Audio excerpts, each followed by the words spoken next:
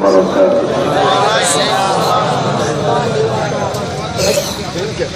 الحمد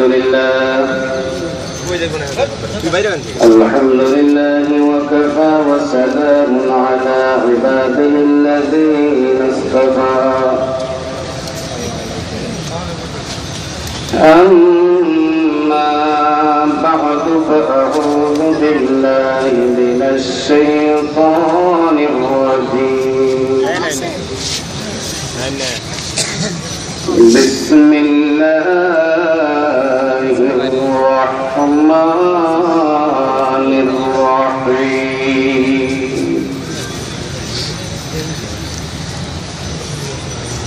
ألا إن أولياء الله لا خوف عليهم ولا هم يحزنون.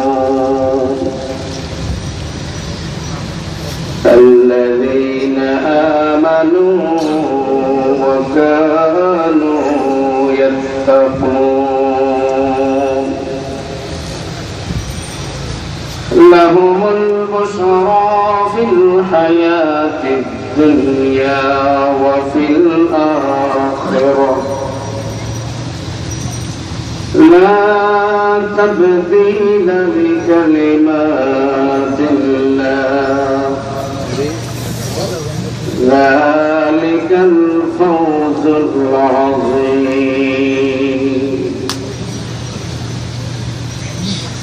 وقال النبي صلى الله عليه وسلم من أحب لله وأبغض لله وأعطى لله ومنع لله فقد استكمل الإيمان.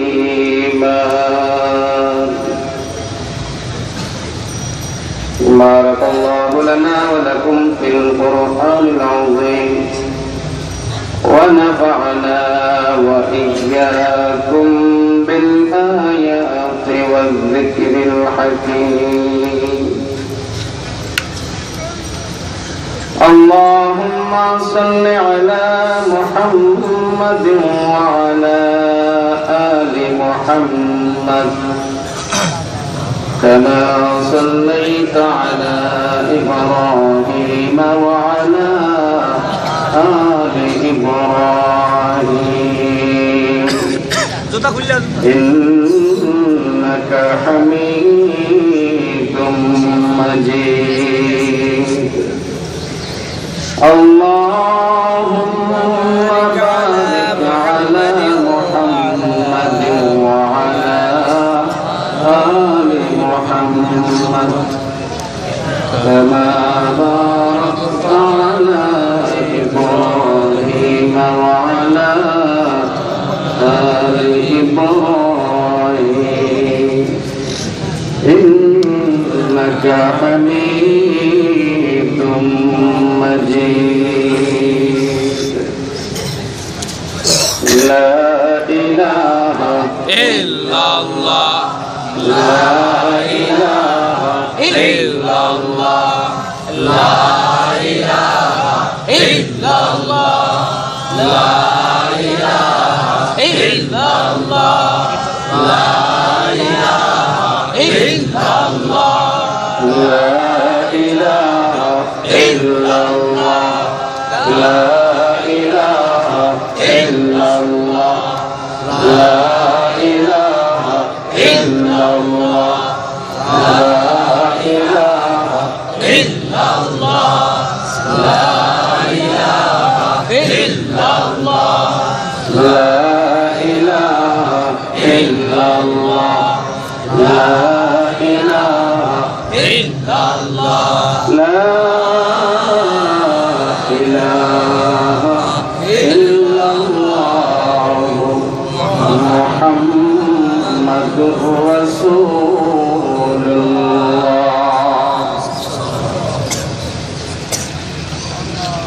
সম্মানিত সভাপতি,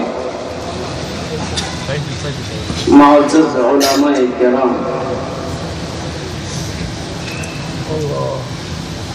উপস্থিত সর্বস্তরের মুসলমান ভাই সব, পর্দার আড়ালের মুমিনা খালিসা আবিদা নেককার মা ও বোনেরা, সমস্ত প্রশংসা আদায় করছি ওই মহান রব্বুল আলামিনের,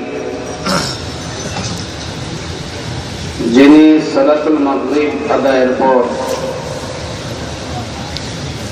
আল্লাহর ওলিদের এক বরকতময় অনুষ্ঠানে মজলিসে আমাদেরকে বসার সুযোগ করে দিয়েছেন, তৌফিক দিয়েছেন। এজন্য অন্তরটা ভরে সবটুকু ভালোবাসা একমাত্র আল্লাহ রব্বুল আলামিনকে উজাড় করে বলি আলহামদুলিল্লাহ। সময় খুবই কম, হিসাব মতে আধা ঘন্টা সময় আমার হাতে আছে। 8টায় মাইক সেট দিতে হবে। এই জন্য হয়তো লক্ষ্য করেছেন খুতবাটাও সংক্ষিপ্ত আকারেই পড়েছে। আরবিতে একটা শব্দ আছে মুক্তাদায়ে হাল, অবস্থা বুঝে ব্যবস্থা নেওয়া। অবস্থা বুঝে ব্যবস্থা নেওয়া। সময় আধা ঘন্টা। এখন যদি আমি জমানার মুজাদ্দিদের মতো খুতবা বলি, খুতবায় চলে যাবে 15 মিনিট। লম্বা খুতবার চাইতে 2টা কথা বেশি বলতে পারলে উম্মতের লাভ। এজন্য সংক্ষিপ্ত খুতবার মাধ্যমে আমি কিছু সংক্ষিপ্ত আলোচনার উদ্দেশ্যে মহান রব্বুল আলামিনের কালাম আল কোরআনুল কারীম, এই পবিত্র কোরআন শরীফের সূরা ইউনূসের 62, 63 এবং 64 এই 3টি আয়াত আপনাদের সামনে তেলাওয়াত করেছি। আয়াতগুলো তেলাওয়াত করার রহস্য হইল, আজকে আমাদের এই মাহফিলে যিনি প্রধান অতিথি হয়ে আসতেছেন, আশা করি সকলে আপনারা তাকে চিনেন। চিনেন তো? শুনলে খুশি হবেন। শুধু আপনারাই চিনেন না, এই পৃথিবীর বহু মর্দে মুমিন তাদেরকে চিনে। শুধু পৃথিবীর মধ্যে মুমিনরাই চিনে না, আমার তো বিশ্বাস আল্লাহর অগণিত অসংখ্য ফেরেশতারা পর্যন্ত চিনে। সুতরাং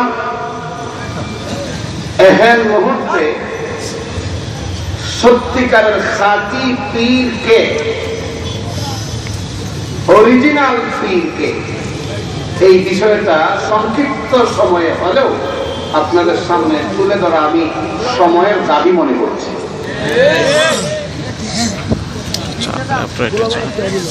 বর্তমান সমাজে বাজারে খাঁটি জিনিসের পাশাপাশি ভেজাল জিনিসও পাওয়া যায়।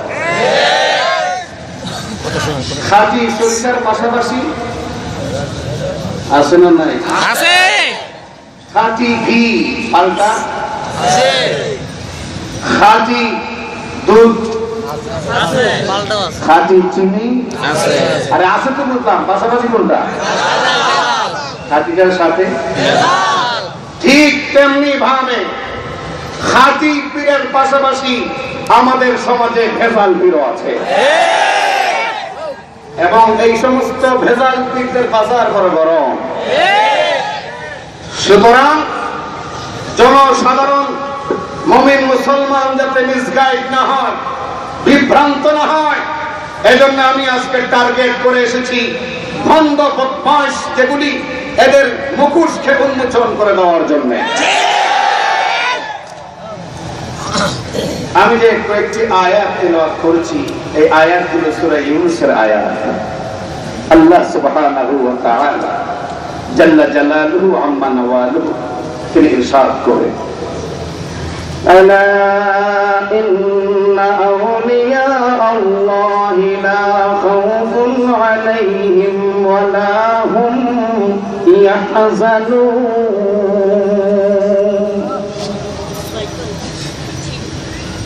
আল্লাহ বলেন মনে রেখো নিঃসন্দেহে যারা আল্লাহর ওলি তাদের কোনো চিন্তাও নাই ভয়ও নাই الذين آمنوا وكانوا يتقون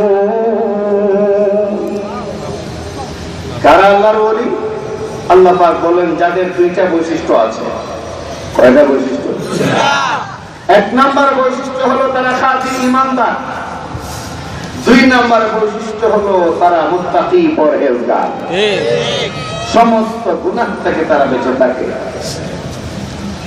লাহুমুল বুশরা ফিল হায়াতিদ দুনিয়া ওয়া ফিল আখিরাহ আল্লাহ বলেন এই সমস্ত খাঁটি পীরদের জন্য সুসংবাদ দুনিয়াতেও আখিরাতেও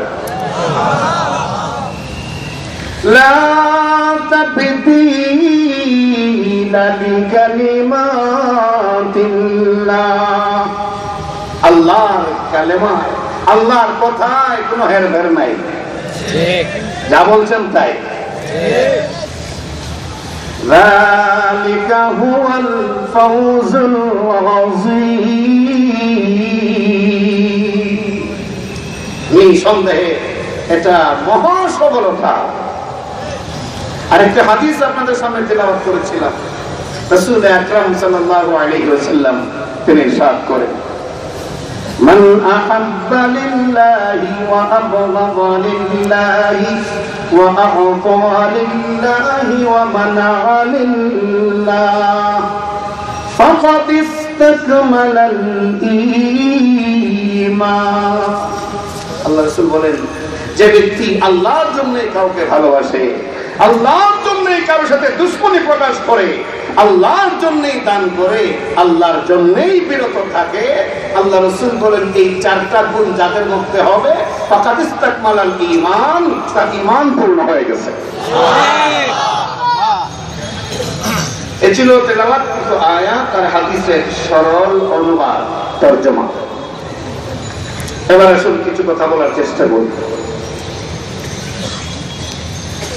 আল্লাহ পাক এই সূরা ইউনূসের ৬২ নম্বর আয়াতে বলছেন ৬৩ নম্বর আয়াতে খাঁটি পীরের দুইটা গুণাগুণ বর্ণনা করলেন কয়টা দুইটা এক নাম্বার হলো তাদের ঈমান খাঁটি হবে দুই নাম্বার হলো তারা সব সময় সর্ব ব্যাপারে পরহেজগার থাকবে ঠিক এখানে খুব সংক্ষিপ্ত করে আল্লাহ বলেছেন মূলত আল্লাহ রাব্বুল আলামিনের কথা খুব সংক্ষিপ্তই হয় ঠিক কিনা আমাদের সমাজের যারা লিডারশিপ দেখবেন এরা কিন্তু বেশি কথা বলে না বেশি কথা বলে না এরা অল্প একটা মেসেজ ইমেইল পাঠিয়ে দেয় অথচ এর ব্যাখ্যা শত শত বই পুস্তক হয়ে যায় আর যেগুলো বেহায়ানতা যেগুলোর কোনো হায়া শরম নাই ভবিষ্যতে জুতার বাড়ি খাওয়ার জন্য প্রস্তুত এগুলির মুখে যা আসে তাই বলে কিন্তু সত্যিকারের নেতা যারা তাদের কথা হয় সংক্ষিপ্ত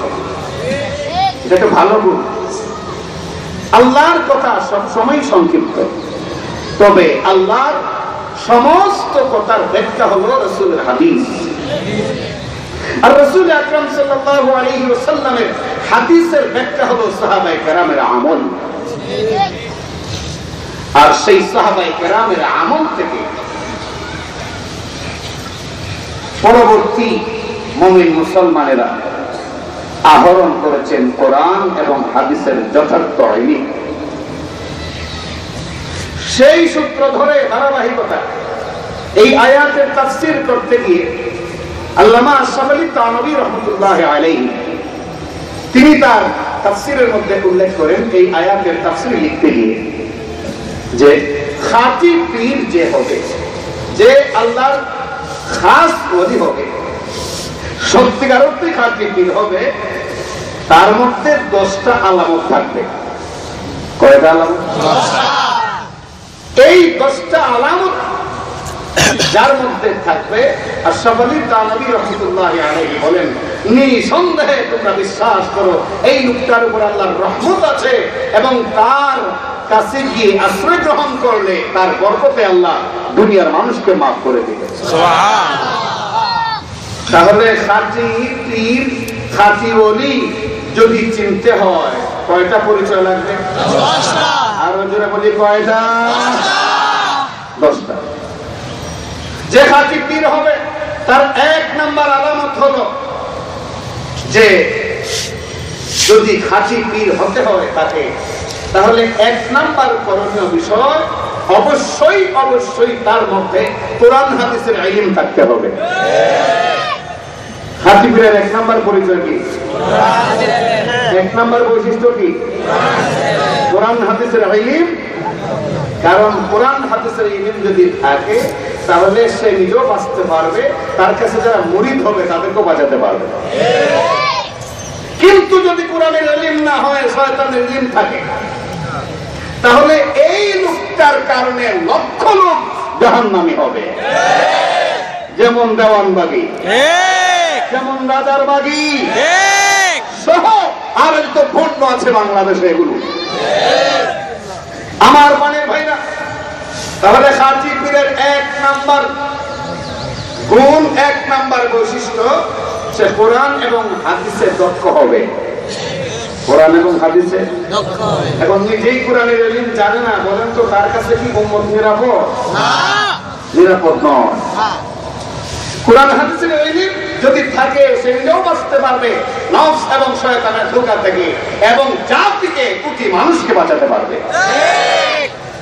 অপরদিকে তার কাছে যদি কোরআনের ইলম না থাকে তাহলে সে নিজেই তো অন্ধকার। যেই লোকটা অন্ধকার পল্লীর বাসিন্দা সে কখনো উজ্জ্বল আলো কাউকে প্রদর্শন করতে পারে না। কোরআন হাদিসের ইলম থাকলে কি হয় একটু উদাহরণ দিলে বুঝবেন ভালো। আর সিরিয়াল মনে রাখবেন, কয় নাম্বার? 1 নাম্বার চলছে। আব্দুল কাদের জিলানী রহমাতুল্লাহি আলাইহি নাম শুনছেন তো? কত বড় পীর? বড় পীর। কত বড় পীর? বড় পীর। বলা হয় তিনি বড় পীর। এই আব্দুল কাদের জিলানী রহমাতুল্লাহি আলাইহি আমরাও বিশ্বাস করি, মনে প্রাণে দিলে কোন মনে বিশ্বাস করি আব্দুল কাদের জিলানী রহমাতুল্লাহি আলাইহি নিঃসন্দেহে তিনি আল্লাহর একজন খাঁটি বড় পীর ছিলেন। সেই আব্দুল কাদের জিলানী রহমাতুল্লাহি আলাইহি একবার তিনি তাহাজ্জুদের নামাজের জন্য ওযু করতে গেলেন পুকুরে। এমন সময় শয়তান এসে বলল, ভিন্ন কণ্ঠ ধারণ করে বলতে শুরু করলো, হে আব্দুল কাদের, কি করতে চাও? শীতের রাতে এইরকম পুকুর পাড়ে কি করছো? আব্দুল কাদের জিলানী রাহমাতুল্লাহি আলাইহি বলেন, আমি আমার মাওলার দরবারে দাঁড়াবো, আমি আমার আল্লাহর দরবারে দাঁড়াবো, তাহাজ্জুদের নামাজ আদায় করব, এজন্য ওযু করার জন্য এসেছি। তখন শয়তান বলতেছে, হে আব্দুল কাদের, কত চেষ্টা করেছে, হে আব্দুল কাদের, আমি তোমার সমস্ত ফরজ সুন্নাত নফল মাফ করে দিয়েছি। অর্থাৎ হাবভাবে বুঝাইতেছে আমি খোদা। হাবভাবে কি বুঝাইতেছে? খোদা, আমি খোদা, তোমার ইবাদত বন্দেগীতে খুশি হইয়া সব মাফ করে দিয়েছি। আমার প্রাণের ভাইরা, বর্তমান সময়েও কিছু কিছু ব্যক্তিবর্গের আচার আচরণে মনে হচ্ছে এরা খোদার আসন হয়ে গেছে। আরো জোরে বলুন ঠিক না বেঠে? সে বলতেছে, হে আব্দুল কাদের, আজ থেকে তোমার নামাজ রোজা সব মাফ, আর নামাজ রোজা লাগবে না, অনেক নামাজ রোজা তুমি করেছো। আব্দুল কাদের জিলানী রাহমাতুল্লাহি আলাইহি চিন্তা করলেন, কি কথা বলে, আজ গুবি কথা। আর আমাদের সমাজে কিছু লোক আছে, গুরু পীর সাহেব যদি নামাজ রোজার কথা না বলে তখন এই পীরের পিছনে পড়ে থাকে। কারণ এটার মধ্যে ভেজাল নাই। ভেজাল বলতে নামাজ পড়া করে সে ভেজাল মনে করত। আব্দুল কাদের জিলানী রাহমাতুল্লাহি আলাইহি চিন্তা করে দেখলেন, আমার জন্য নামাজ মাফ করে দিয়েছে, এত বড় পাওয়ারফুল ব্যক্তিটা কে হতে পারে? আসলে তো সে শয়তান ছাড়া আর কেউ হতে পারে না।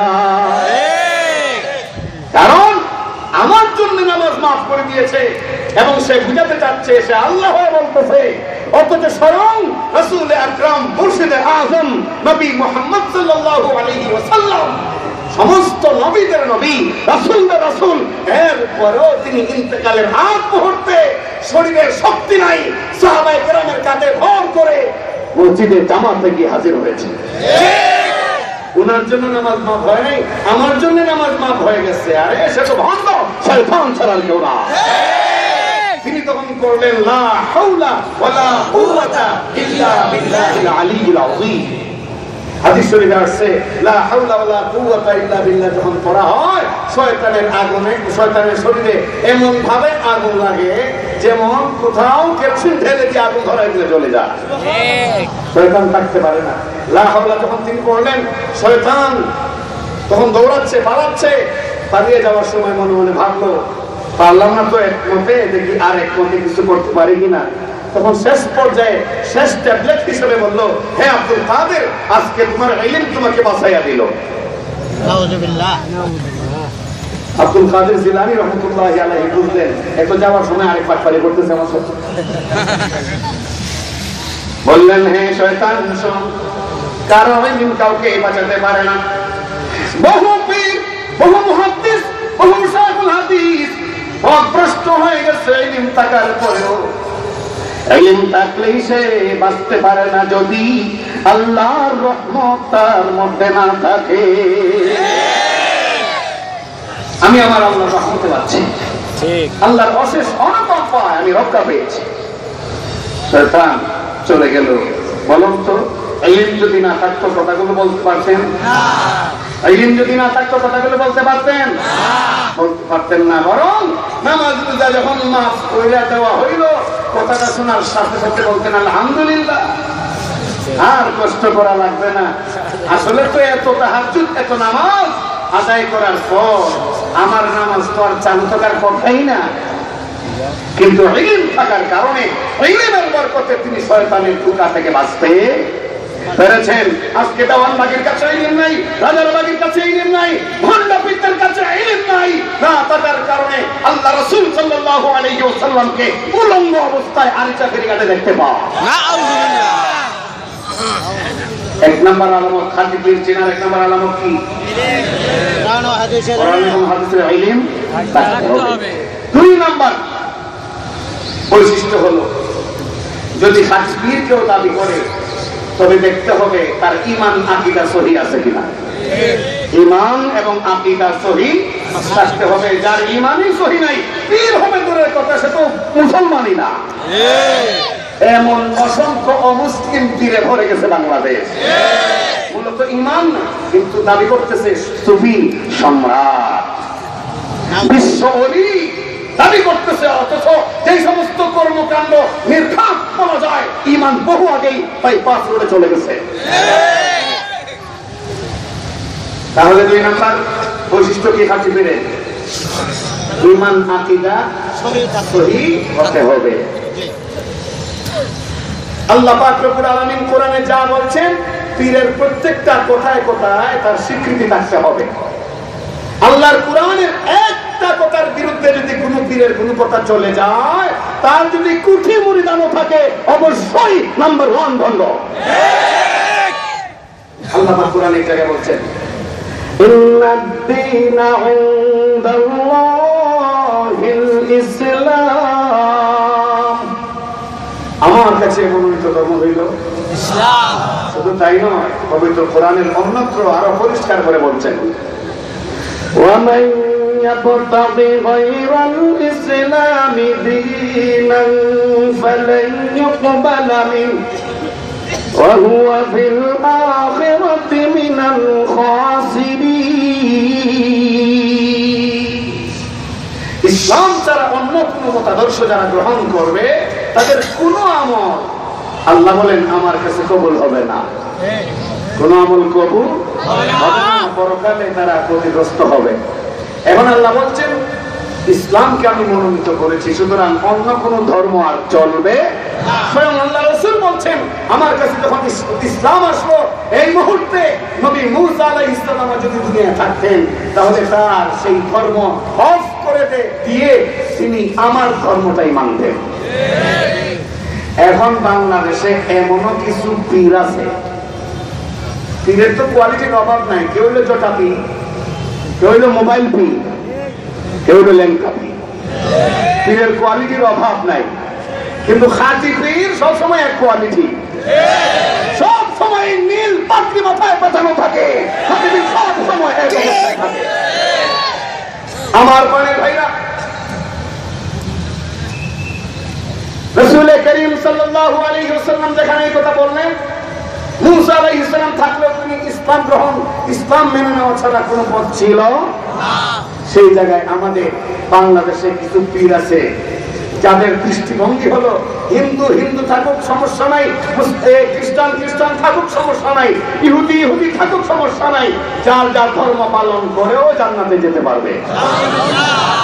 এই কথাটা কি আজকে শুধু আমার কাছ থেকে শুনবেন না, জীবনে অসংখ্যবার অসংখ্য হক্কানি আলেমদের থেকে শুনেছেন?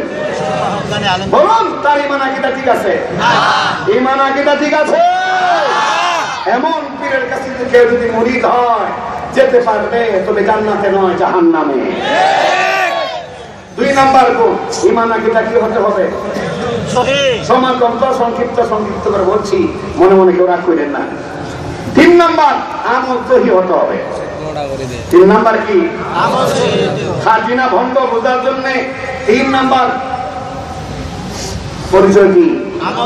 আমল সহি হতে হবে। দেখতে হবে তার আমল সহি কিনা, তার দরবারে নারী পুরুষের অভাব বিচরণ আছে কিনা। যদি থাকে তাহলে তার মুরিদান যদি গোটা দুনিয়ার মানুষও হয়ে যায় তবুও সে বন্ধ। আসেনি এমন কি? নারী পুরুষ অবাধে মিলামেশা করতেছে, অবাধে যাতায়াত করতেছে পীরের দরবারে। বাবার দুইটা পা, একটা ডান একটা বাম, ডান পাটা টিপে দিচ্ছে স্বামী আর বাম পাটা টিপে দিচ্ছে স্ত্রী। দুইজনই বাবার পা টিপতেছে যেন আল্লাহ দয়া করে বাবার ওসিলায় জান্নাত দিয়া দেন। এই কর্মকাণ্ডের কারণে ওই দিকে কিন্তু জাহান্নামের বিল্ডিং মোড়া উঠতেছে, আছে না নাই? তাহলে আমল সহি হতে হবে। আমার প্রাণের ভাইরা, পীর নিজেই নামাজ পড়ে না, পীর নিজেই দাঁড়িয়ে রাখে না, পীর চাঁদা হয়ে বসে আছে। সুতরাং খাঁটি পীর চিনতে হলে তিন নাম্বার আলামত কি? আমল সহি হতে হবে। চার নাম্বার আলামত হলো পীর খাঁটি না ভণ্ড, এটা বোঝার জন্য দেখতে হবে তিনি যে পীর দাবি করলেন তার সূত্রটা কি, তার সনদ আছে কিনা। যদি খাঁটি পীর হয়ে থাকেন তাহলে আরেকজন হক্কানি পীরের কাছ থেকে তিনি ইজাজত প্রাপ্ত হতে হবে। ইজাজত প্রাপ্ত খলিফা হতে হবে। তিনি মনে মনে তিনি যদি সবার সামনে এই কথা বলেন, আমি কারো কাছ থেকে ইজাজত আনি নাই, শুয়া শুয়া মদিনা রোজা থেকে ইজাজত পাইছি।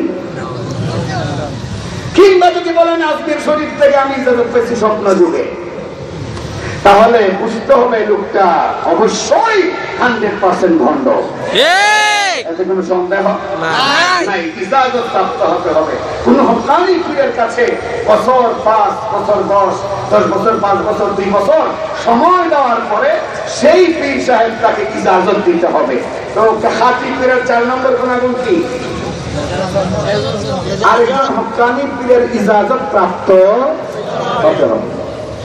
খাঁটি পীরের 5 নাম্বার পরিচয় হলো পীর খাঁটি না ভেজাল বুঝতে গেলে দেখতে হবে তার মধ্যে পঞ্চম বৈশিষ্ট্য আছে কিনা। পঞ্চম বৈশিষ্ট্য হলো যিনি পীর দাবি করবেন, তিনি যখন পীর দাবি করবেন তখন সমাজের অধিকাংশ হক্কানি উলামায়ে কেরাম তাকে সমর্থন করতে হবে। অধিকাংশ উলামায়ে কেরাম তাকে সমর্থন করতে হবে।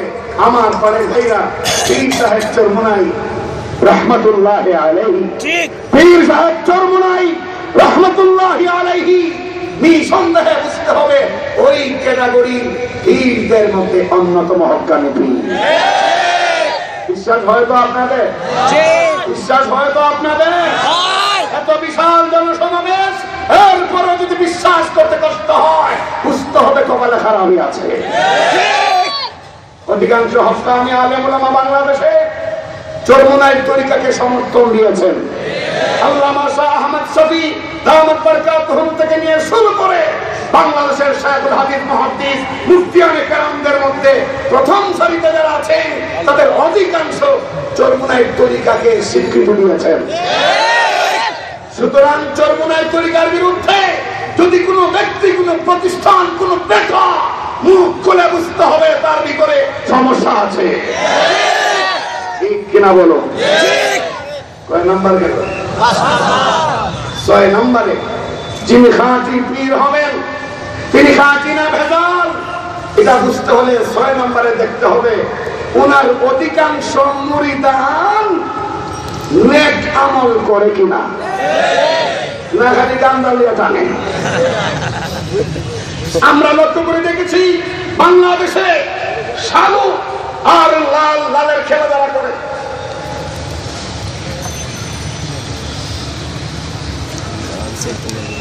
শালু কাপড় পরিধান করে বিভিন্ন ভাবে যারা পীর দাবি করে এবং বছরে একটা মেলা জমায় ওরস, এদের অধিকাংশ মুরিদ আমরা দেখছি গাঞ্জাখু, অধিকাংশ মুরিদান বোতল টানে বোতল। সত্য কথা বলতেছি, গায়ে লাগবে লাগুক, কিছু যায় আসে না। অধিকাংশ মুরিদান রাতের অন্ধকারে বঙ্গবাজার বীজের নিচে টানতে থাকে। 6 নম্বর কি? 6 নম্বর আলামত কি? খাঁটি পীর চিনা। 6 নম্বর আলামত হলো উনার যে সমস্ত মুরিদান আছে বেশিরভাগ মুরিদান নেক আমল করে কিনা দেখতে হবে, তার আমলে পরিবর্তন আসে কিনা। পীর সাহেবের দরবারে যাওয়ার পরে আমলের পরিবর্তন ছিল নদপুর গাঞ্জাখোর, ছিল আমার পানের ভাইরা সুদখোর ঘুষখোর, ছিল বেপরদায় অভ্যস্ত, ছিল বিভিন্ন অপরাধে জড়িত। কিন্তু খাঁটি পীরের কাছে যাওয়ার পরে তার আমল ভালো হয়ে গেছে। এইবার মাথায় সবুজ পাগড়ি চলে এসেছে।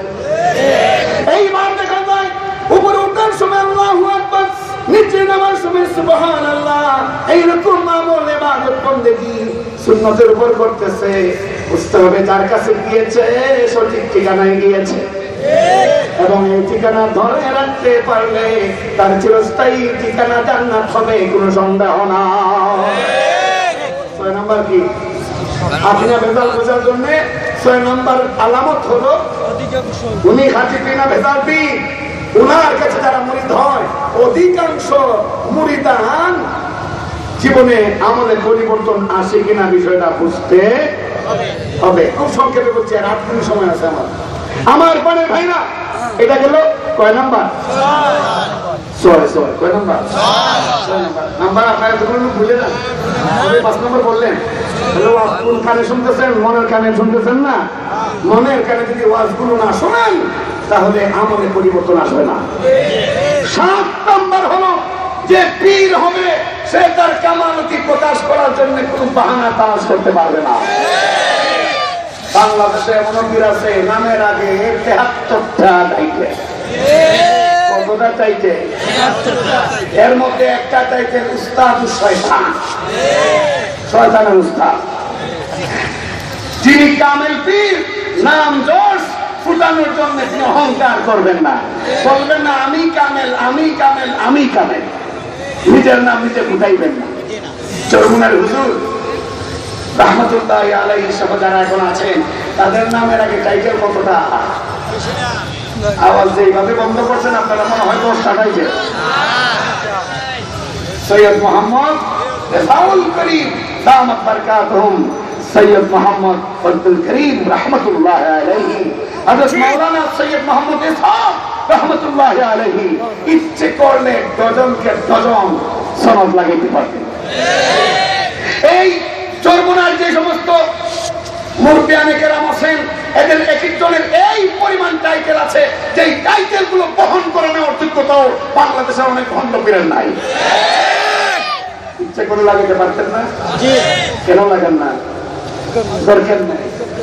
সিম্পল জীবন বড় সুন্দর, বেশি অ্যাডভান্স হয়নি আছে। আমার পানের ভাইরা কয় নাম্বার কেন? নিজের কামালতি নিজে পেশ করতে আকাশে উঠবেন, জমিনে উঠবেন, টিম ফু দিয়া সিদ্ধ করে দিবেন, এগুলো করে মানুষকে ধাঁধা লাগাই দিবেন। আরে আকাশে উড়ে চলে যাওয়া, ডিম ফু দিয়া সিদ্ধ করে ফেলা, কামিল করে এগুলো লক্ষণ নয়। এগুলি শয়তানের সাহায্যে করা যায়, এগুলো জাদুর মাধ্যমেও করা যায়।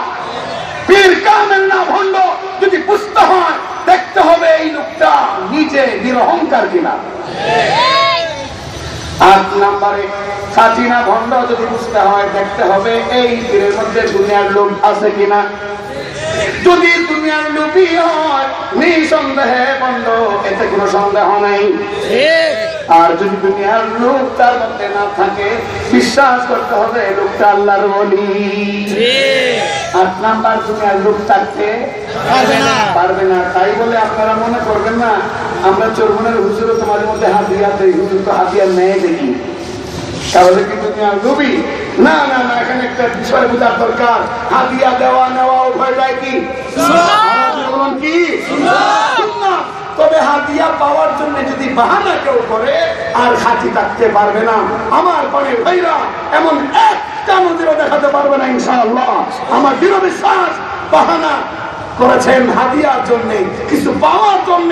যদি এরকম করে বাহানা করতেন, চরমনার পরিবারের 20-30টা বিল্ডিং টাকা ধরে থাকতো। 8 নাম্বার, দুনিয়ার লোক থাকতে পারবে না। 9 নাম্বার পরিচয়, পীর খাঁটি না ভণ্ড যদি বুঝতে হয়, 9 নাম্বার পরিচয় হলো দেখতে হবে তিনি নিজেও আল্লাহ জিকির করেন কিনা এবং তার মুরিদানকে জিকির করান কিনা। নাকি নিজে তিনি বসে আছেন সেই এসি পরিবেষ্টিত ঘরে বসে আছেন, নামাজ নাই, রোজা নাই, আর মুরিদানের সামনে যখন আসেন, বাবা এত লম্বা টুপি, যেমন আল্লাহর আরশ ছুঁয়ে যাওয়া। আর এই মোটা সুটা আবা কাবা চুপ্পা কুপ্পা যা আছে সব কিছু করে সামনে আসেন, সুন্দর সুন্দর কথা বলেন, উনি নাকি ফাতেমার জামাই হয়ে গেছেন। আমার বাড়ির ভাইরা, আমি পরিষ্কার বলেছি, এই বাংলাদেশের বিভিন্ন অঞ্চলে 3 শতাধিক প্রোগ্রাম করেছি। এই প্রোগ্রামের মৌসুমে পরিষ্কার বলেছি, বহু বড় বড় ময়দানে সরকার দেশে শান্তি বিরাজ করার জন্য, দেশের শান্তি প্রতিষ্ঠার জন্য বিভিন্ন প্রোগ্রাম হাতে নিচ্ছেন সরকার। আমার তো মনে হয় এই সমস্ত একটা প্রোগ্রামও কার্যকর হবে না যতক্ষণ পর্যন্ত দেওয়ানবাগি, রাজারবাগি সহ এই সমস্ত পাণ্ডবদেরকে সাহায্য করানো যাবে।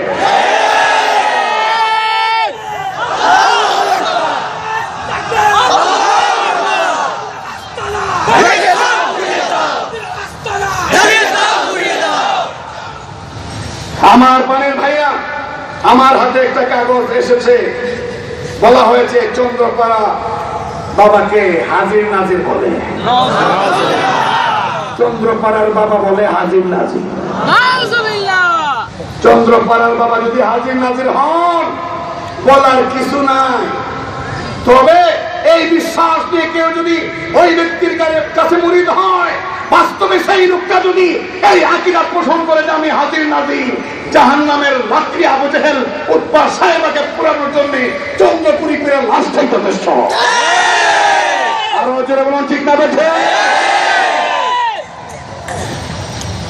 8 নাম্বার গেল, কয় নাম্বার? 10 নাম্বার সর্বশেষ, এটা বলি আমার আমি কমপ্লিট করে নেব। আমার পানের ভাইরা, পীর খাঁটি না ভণ্ড যদি বুঝতে হয়, দেখতে হবে তার সমস্ত আমল নবীর সুন্নতে হয় কিনা। নবীর সুন্নতে হয় কিনা? পীর সাহেব তিনি উনারই দাঁড়িয়ে নেন। চিন্তা করছেন বিষয়টা? মানুষ জাদু করে ভালো অনেক জিনিস দেখতে যায়, জাদু ঘরে অনেক জিনিস দেখতে চায় মানুষ। মানুষের কাছে আশ্চর্য মনে হয়।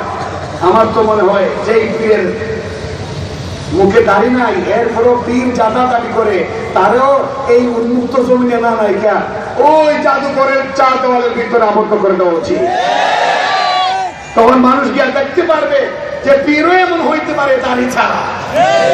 মুসলমান, তোমার মসজিদের মহল্লায় ইমামতের ইন্টারভিউ দেওয়ার জন্য যদি দাড়ি ছাড়া কোনো আলেম আসে, যদি রাখতে না পারো তাকে ইমামতির দায়িত্ব পালনের জন্য, তাহলে কোন আত্মলে যেই লোকের মুখে দাড়ি নাই সেই লোকটাকে পীর মানছ? নিজের বিবেককে একটু জিজ্ঞেস করা উচিত। এই 10টা পরিচয় যার মধ্যে থাকবে সে খাঁটি পীর, আর যার মধ্যে আলামতগুলো পাওয়া যাবে না, সাইনবোর্ড যত বড়ই হোক টাইটেল যত বেশি হোক নিঃসন্দেহে ভণ্ড ভণ্ড ভণ্ড কুতুবার ভণ্ড। আল্লাহ সুবহানাহু ওয়া তাআলা এই সংক্ষিপ্ত 40 মিনিটের আলোচনায় আমাদেরকে আল্লাহ পাক বুঝার খোরাক দান করুন। এই বলে আমার বক্তব্য আমি এখানে শেষ করছি। ওয়া আখিরু দাওয়ানা আলহামদুলিল্লাহি রাব্বিল আলামিন। আসসালামু আলাইকুম ওয়া রাহমাতুল্লাহ।